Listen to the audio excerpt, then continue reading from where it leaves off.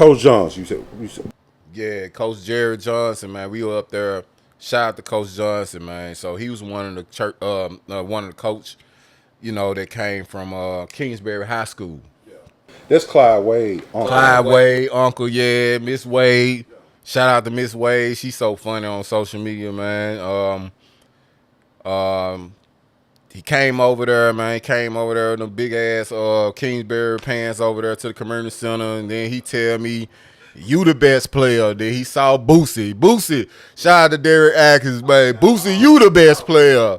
Yeah, you the best player. When last time you seen Booth? I talked to him probably about four weeks ago. I ain't seen him in person, but we still kind of all of us kind of stay in touch. But he come over there, man, kind of changed the game. And then you had Andre, Thad, and them came over, and Brandon them, and the work ethic he had brought to the team, man. We just had to work hard, but man, he disciplined us, and he said the reason I call y'all bitches hoe, you gonna hear them niggas saying that shit on the court. And I'm like, all right. Yeah. That man used to whoop I'm talking about that man used to hide Brandon Powell, used to hide Coach Johnson powder because he used to get powder so much, dog. And it's just, man, he made us what we had to be. But man, rest in peace, Coach Johnson. Yeah, man. Rest in peace. Coach Mack wasn't like that. He just, philosophy and shit. But, as far as hitting or cursing, call nigga out of name, he wasn't really like that. Coach Brown, on the other hand, he was knocking niggas' ass off too. You know what I'm saying? For real? Yeah, he had a little powder where he was hitting niggas and shit. So, yeah, he got up out of there. We felt like, oh man, thank God. Coach Mack came on the scene. It was cool. He didn't have no plays or no shit like that. He just, man, go out there and play, bro. Y'all know what to do. Just do the best y'all can. He was mainly on some motivation, education type shit. You know what I'm saying? Right. And just let us handle the rest. You mentioned, man, Boosie. I'm glad I ain't seen him in a while, man. But shout out to Boosie, man. That man, he was like he remind me of if Tim Duncan was a guard. He was like so basic. He ain't do nothing extreme. He just did the right type of shit to do what he had to do. You know what I'm saying? Yeah. Get to the goal, shoot. He wasn't just really flash like that, but he played good basketball. You know what I'm saying? Yes, he did. For real. You mentioned Thad. Now, going into were you and Thad like in the same class? No. He was I think he was 2 years Behind you. behind me. Yeah. And he just because I know he was playing football, then he said he gonna play basketball, and then Coach Johnson just went on, took him on up to the next level with that too. So yeah, Thad, I talked to him. Actually, I talked to him a couple of weeks ago. He have a trucking business. He wanted some more people to come in and need some new drivers. Oh, he got a trucking business? Yeah, Reform Logistics.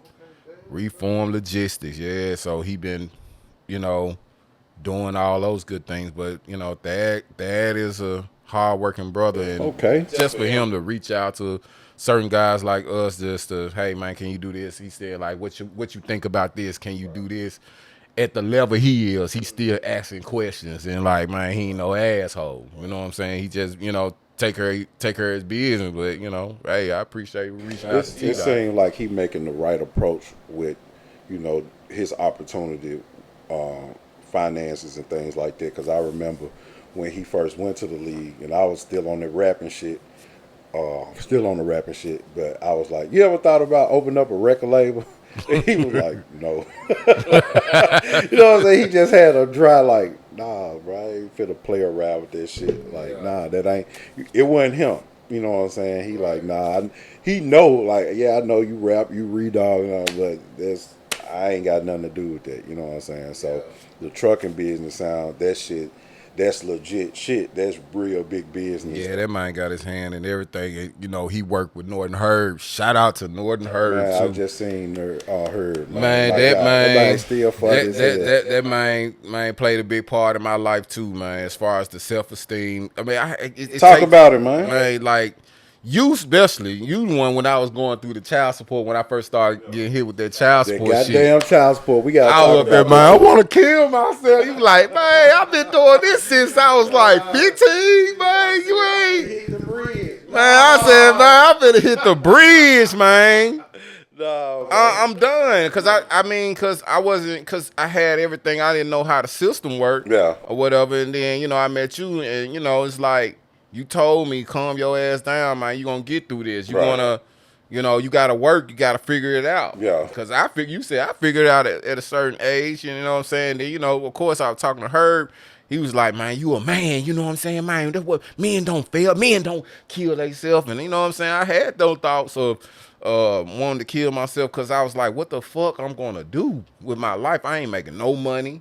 I ain't doing this. All my money gone. I'm like, okay. The older I got, constantly talking to you, Herb, and all the other guys that really fuck with me. Shit, man. I was like, man, Yeah. here we are now. Evolving, doing what we gotta do, taking care of what we gotta do to make, ends meet, man. I'm happy I didn't jump off that. No, damn hey, thing. You know look. what So I'm this saying, new man? to me. So was that? I know we podcasting and all, but Yeah. real talk. Was that a thought or was that a real thing when you was like, Man, it was at that time I was drinking so bad when I was getting hit with all this stuff because I was, you know what I'm saying, going through, and I was like, man, I was thinking about it. I didn't go there. no, I feel you. I didn't feel go you. there, but I was like, man, ain't nothing else out here, man. These women just want my cat, and I didn't go, but I kept thinking about it. I just didn't go, didn't take the I got action. you. See, Yeah. I can say I can't. I really never, man.